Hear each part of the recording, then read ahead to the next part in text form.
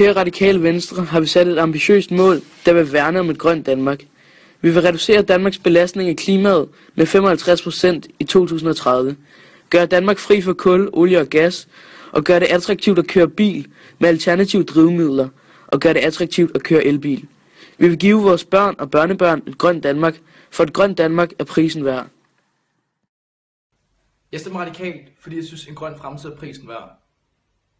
Danmark skal være et grønt foregangsland, og Danmark skal ud af kulalderen. Vi skal sige nej tak til olie, gas og kul. Vi skal engagere os i klimaet, og vi skal ikke tilbage til dengang under den blå regering, hvor klimaet ikke blev taget alvorligt. Vi skal tage vare om Danmark. Her hos Det Radikale Venstre har vi prioriteret at give ressourcer til institutionerne. For os er det yderst vigtigt, at alle børn har en mulighed for at bryde deres sociale arv.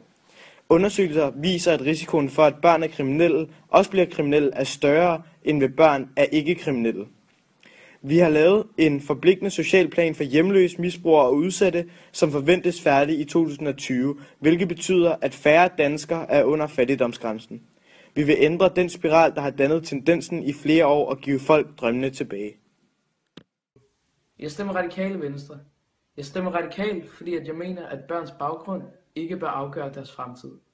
Modsat Venstre og Dansk Folkeparti mener vi, at der er fattige børn i Danmark. Vores job er at hjælpe dem på rette vej og få deres forældre ud af offentlig forsørgelse. Ligegyldigt hvor man er født, har man ret til en værdig fremtid. Millioner af mennesker flygter fra krig og kaos, og mange kommer til Europa. Men størstedelen flygter til næromliggende områder. Det er tid til at se problemerne i øjnene og vise medmenneskelighed. Vi kan gøre en forskel ud for de handlinger, vi foretager os. Godt nok er Danmark et lille land, vi kan hjælpes ad og være med til at løse det her problem, ud fra hvordan vores handlinger former vores samfund. Vi kan sammen tage hånd om denne krise på en god og medmenneskelig måde. Alle har ret til sikkerhed. Jeg stemmer på Det Radikale Venstre, fordi jeg går ind for, at ligegyldigt hvor du er født henne, om du er født i Danmark, eller Europa, eller andre steder, så skal du have retten til at kunne leve et værdigt liv.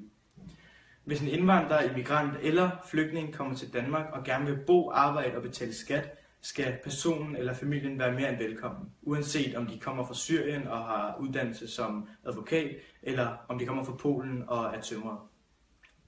Dansk Folkeparti og Venstre har i den sidste regering brugt flygtninge som skræmmekampagner for at få flere stemmer. Jeg er stolt over, at folk med evner og uddannelse har lyst til at komme og bo i vores land.